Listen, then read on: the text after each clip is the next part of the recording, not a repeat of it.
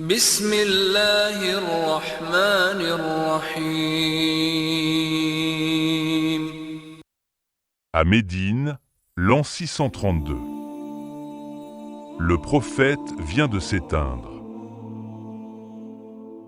La nouvelle se répandit comme une traînée de poudre dans les ruelles de Médine.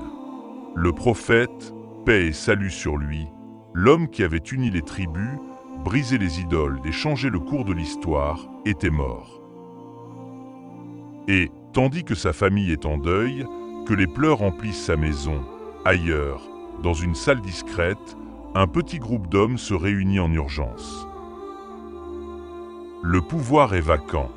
La succession n'a pas été préparée. Et dans la précipitation, une décision capitale va être prise. C'est ici, à la Saqifa, que naît l'islam politique. Un moment de tension, de négociation et d'âpres débats. Quelques heures à peine après la mort du prophète, la première grande crise de l'islam commence. Voici ce qui s'est vraiment passé dans ce lieu qui a vu la naissance du premier califat. Tandis que la famille du prophète, paix et salut sur lui, veillait son corps, que Ali, Fatima et les proches préparaient la toilette funéraire. Une question brûlante s'imposait, qui allait désormais guider la Oumma.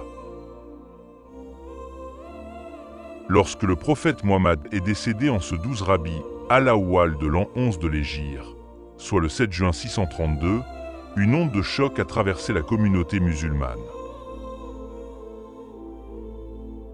Le monde des croyants vacillait.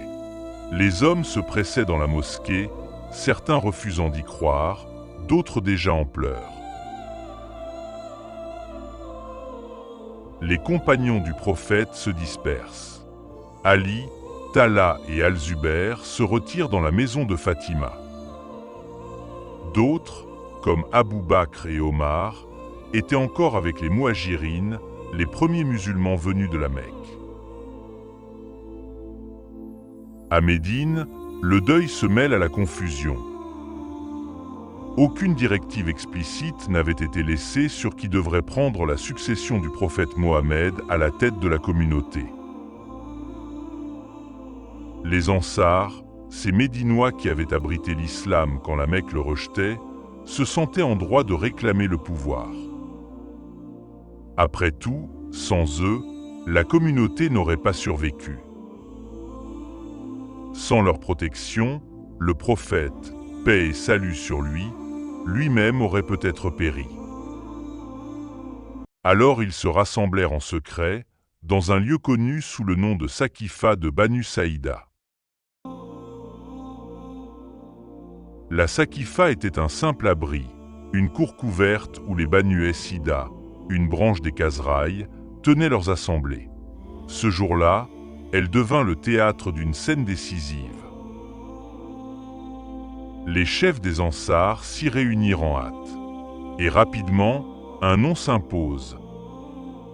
Saad ibn Ubada, chef respecté des Khazraï. Il était malade, enveloppé dans une couverture, mais sa détermination était intacte. Autour de lui, les visages étaient graves. Nous sommes les partisans du prophète, paix et salut sur lui. Nous avons donné refuge à l'islam quand personne ne le voulait, lança l'un d'eux. Apprenant la tenue de cette réunion, Abu Bakr et Omar ibn al-Khattab comprirent aussitôt le danger. Si les Ansars proclamaient un calife sans consultation, la Oumma, la communauté musulmane risquait la division. Ils arrivent rapidement à la Saqifa, accompagnés de plusieurs Muhajirines, dont Abu Ubaïda ibn al-Jarrah. Quand ils pénétrèrent dans la Saqifa, l'atmosphère était électrique. Les regards se croisèrent, chargés de défiance.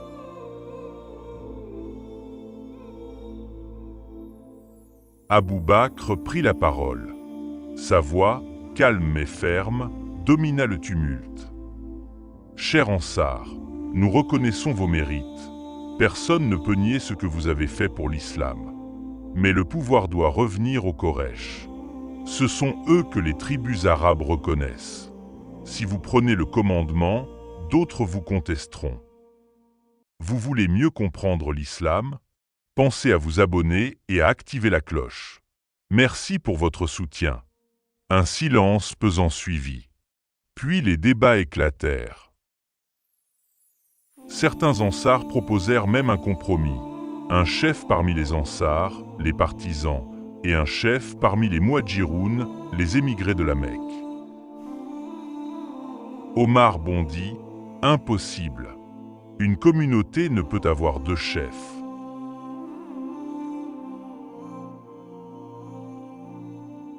Les tensions montèrent. Les voix s'élevèrent, certains brandissant même leurs armes.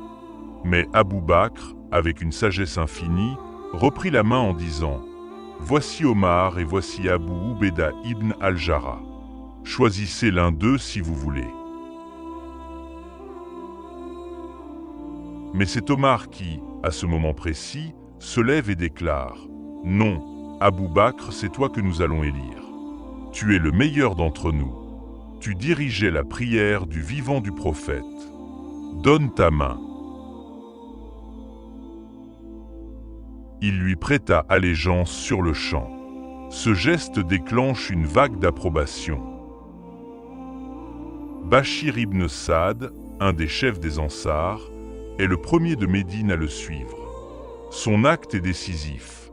Il montre que tous les Ansars ne sont pas attachés à une logique tribale. Rapidement, l'ensemble des personnes présentes prêtèrent allégeance. Un orateur ansar se leva et conclut « Nous étions les partisans du prophète et nous sommes aujourd'hui les partisans de son successeur. » Certains récits ultérieurs affirment que Saad ibn Ubaidah aurait refusé l'allégeance et menacé de prendre les armes. Mais ces propos sont largement contestés. En réalité, il a accepté pacifiquement la décision et n'a jamais fomenté de révolte. Il semble même avoir prêté allégeance discrètement, respectant le consensus, pour ne pas diviser la communauté. Abou Bakr était désormais le calife. Mais la nuit était loin d'être finie. Quand la nouvelle parvint à Ali ibn Abi Taleb, il était encore auprès du corps inanimé du prophète, paix et salut sur lui. Certains dirent qu'il resta silencieux, d'autres qu'il fut blessé par cette précipitation. Fatima, la fille bien-aimée du prophète, paix et salut sur lui, exigea des explications. « Pourquoi mon père n'a-t-il pas été consulté de son vivant ?» demanda-t-elle, les larmes aux yeux. Mais l'histoire était en marche. La Saqifa avait tranché. Abou Bakr était le successeur, mais les blessures restaient ouvertes. Pour les sunnites, cette élection fut un acte de sagesse, préservant l'unité de l'islam. Pour les chiites, ce fut une trahison, un coup de force qui écarta Ali de son droit légitime. Ce qui s'est décidé à la Saqifa n'a pas été seulement le choix d'un homme, cela a creusé une fracture qui divise encore l'islam jusqu'à aujourd'hui. Abou Bakr est choisi, mais tout le monde n'a pas accepté ce choix. Ce qui s'est joué à la Saqifa a marqué le début d'une divergence profonde au sein de la communauté musulmane. Une divergence sur la légitimité du pouvoir, sur le mode de désignation du successeur et sur le rôle des proches du prophète. Ce n'était pas simplement un choix politique. C'était le point de départ d'une fracture historique dont les échos résonnent encore jusqu'à aujourd'hui. Dans la prochaine vidéo, nous verrons comment cette décision a été reçue par Ali, par Fatima son épouse et fille du prophète, et par les autres compagnons. Et comment cette question de succession est devenue le noyau de la division entre sunnites et chiites. Merci d'être resté jusqu'au bout. Si cette vidéo vous a éclairé, n'hésitez pas à vous abonner dès maintenant pour ne rien rater. Et cliquez sur les vidéos affichées pour continuer à explorer. Portez-vous bien et à très bientôt.